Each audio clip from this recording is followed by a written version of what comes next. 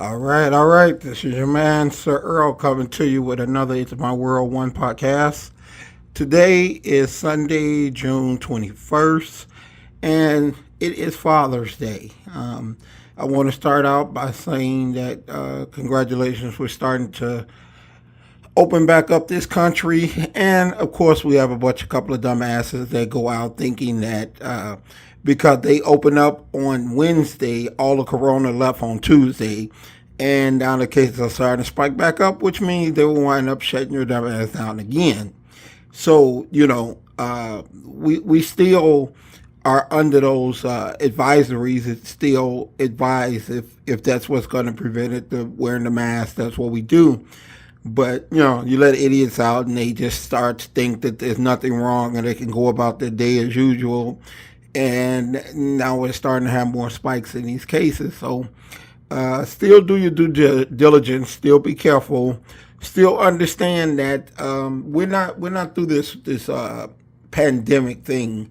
I don't think they know exactly what caused. How do you know it's 6 feet distance? It could be 6.5. Maybe you're too close. But whatever it is, still don't start to think just because we're reopening that this sickness has left us, or this disease or virus has left us. Because if it was here on Tuesday, they open up Wednesday. It's still here on Wednesday. So do your due diligence. I wanted to start out by saying happy Father's Day to all the fathers out there, all the guys that's trying to do the best that they can, because that's all we can do as a father is to try to do the best that you can. As they always say, life don't come with a blueprint, and you can only just try to do the best and raise your kids, and hopefully that everything turns out. I lost my dad in 2003, in December of 2003, a couple of days before Christmas. So that's going on 17 years. This December will be 17 years. And, as a father, I learned as a father that we try to do better by our kids through teaching our kids to have it a little bit better than us, learn some life lessons, and try to turn out to be a more productive human being than us. I personally believe that it's done in different ways. Some fathers are there. They play an active role in their kids' lives, and it's lessons as you go. Moms love, fathers teach lessons, except to their baby girls. Then it's just spoil. But I believe that all things are designed for a reason. Life happens for you, not to you.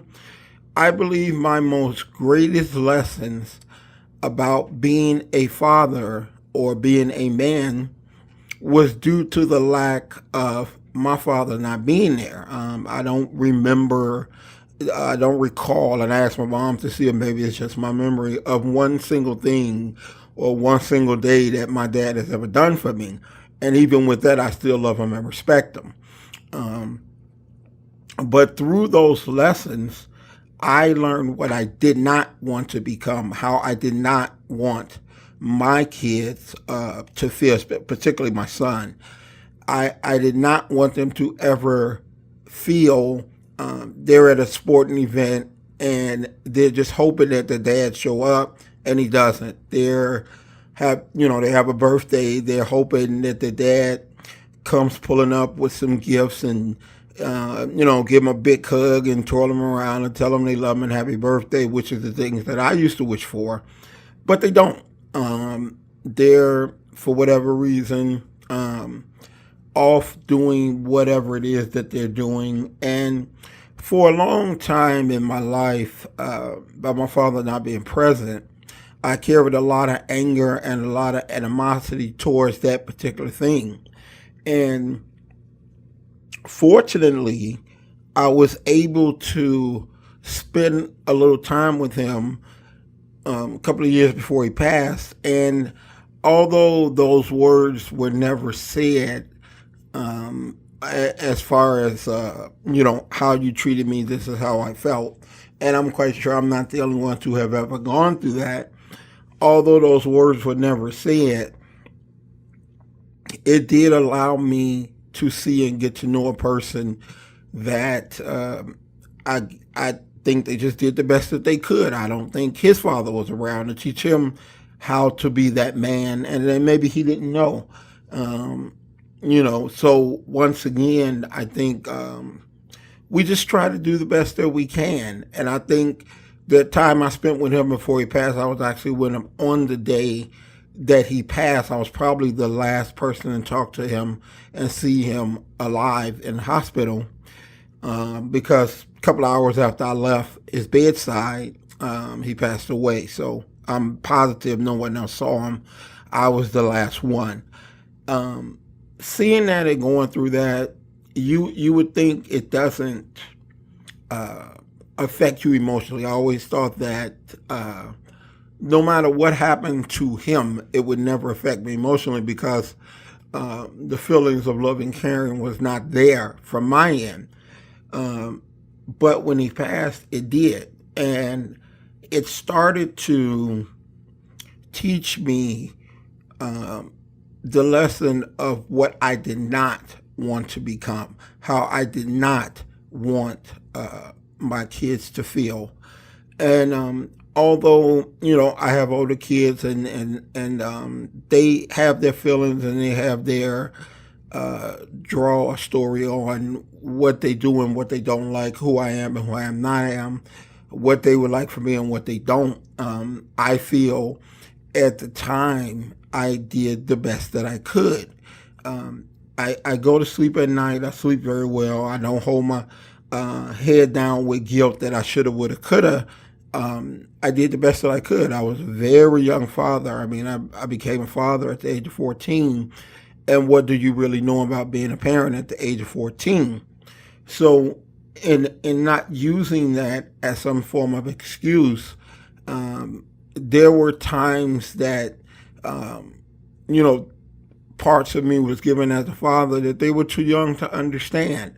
They don't understand the doctor visits. My oldest daughter had a rare blood disease, and she had to go to the hospital once a week. She don't remember for the first 4 or 5 years of her life that we would have to get on a train and travel way from the south side to Children's Memorial Hospital way on the north side, and actually stay there 2 and 3 days, and you have absolutely no money. Me and her mom are splitting potato chips and pop to survive for the 3 days that she's there while they're taking her blood. So, they make up their own mind as they get older. You were there for me, you wasn't there for me. Like I say, I sleep very good, knowing in my heart I just did the best that I could. Was it perfect? No. My oldest son, youngest son, Cameron, he tells me I'm the greatest dad in the world. Do I think that? No.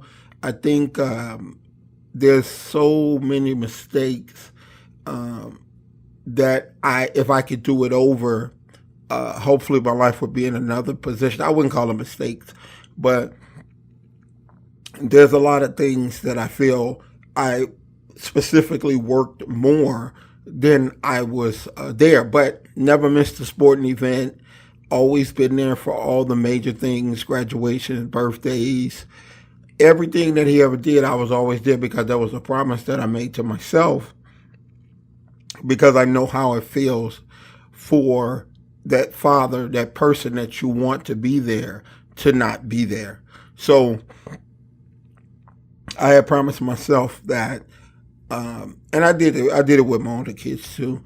I had promised myself that when that time came along, he would never feel that pain in which I felt by wishing your father was there. My son played on the basketball team, and trust me, my son is not an athlete. So practicing games was mediocre to horrible, to say the worst, but I was always there. I attended every practice. I attended every game. And I always encouraged him to always give your effort. It's not about always being the best. And we're all meant to do something. Later in high school, he got on a chess team, and he found his passion, and he was really really good at it. He actually wound up becoming the captain of the chess team, and they went downstate every year, and I got a chance to go and watch him play in the state finals downstate. Now, talk about something pretty damn boring. A chess tournament is pretty boring. I think I'd rather watch paint dry grass grow than attend a tournament, but that was my son. He was happy that I came. And to this day, that bond that me and him have built, because I have supported him in so many things, is just a great, strong, unbreakable bond. So you make those sacrifices to build that bond, which I did, and I did it. And I remember him one time asking me the question, how did I become such a great dad when I didn't have a dad? My reply was, he was graduating from 8th grade. I said, which he was class president. I said, one, I don't think I'm a great dad. I think I could be a lot better. Two, I just do the things to you and with you that I wanted done to me and with me, that I wanted for my father that wasn't there. So it's pretty easy. You just do the opposite. He never attended none of my events, so I make sure I attend all your events. And it's not that hard to go in reverse. So, in essence, lessons are taught to us as that father in different ways. And I've learned as I've grown older in life, you don't question how the lesson comes. You just take the lesson and you do the best that you can with it. Life don't always turn out how we would like it to be. Things don't always go how we would like it to be. But I will say that, God is perfect in his plan. And regardless of how I learned to be a decent father, by the non-existent presence of mine, I still learned how to be a decent father. Taking lessons from other guys I see with their kids, and time spent and knowledge and lessons. So I stole a lot of things from people that I saw that I thought were really, really good fathers. They didn't even know I was stealing it from them, but I was.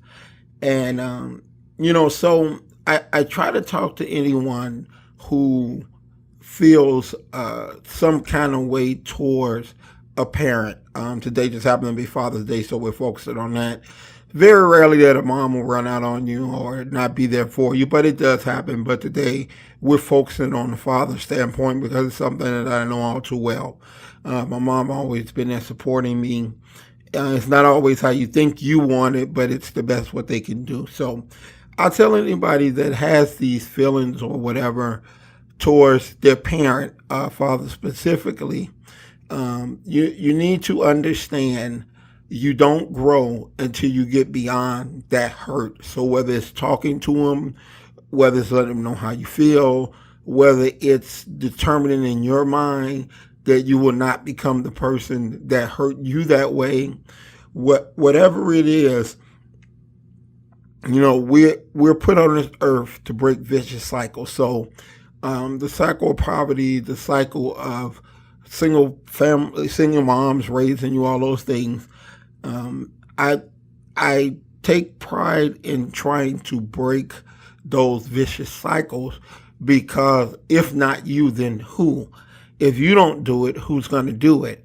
And maybe that's why God put you in that position, God or whoever you believe in, putting you in that position to learn from the hurt or from the love, and you break those vicious cycles, and you start to create, every great nation to me starts building one family at a time in home. We have so many people that want to go out and change the world. You have to start at home. Change one household at a time, change your own.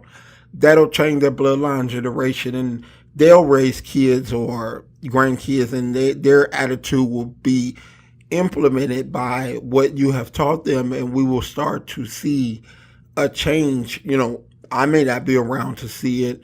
Maybe my son won't be around to see it, but at some point, generations start to change because somebody somewhere stepped in and broke that vicious cycle. I felt that that cycle would not be repeated with me.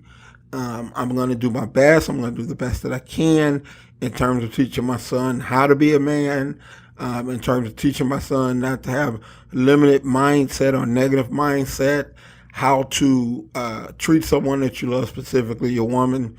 Hopefully your son don't like a guy, but hey, if he do, whatever. But treat your significant other as best as you can.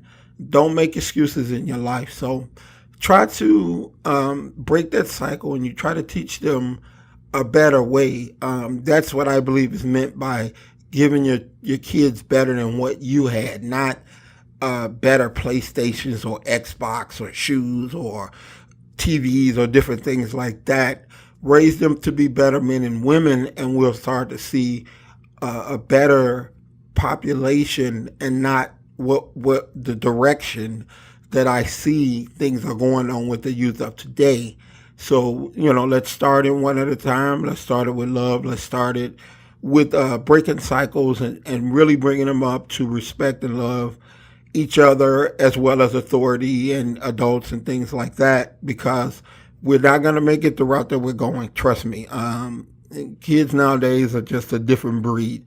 So, I don't go out and try to change the world. I try to change my household. So until next week, this is your man saying Happy Father's Day to all the fathers.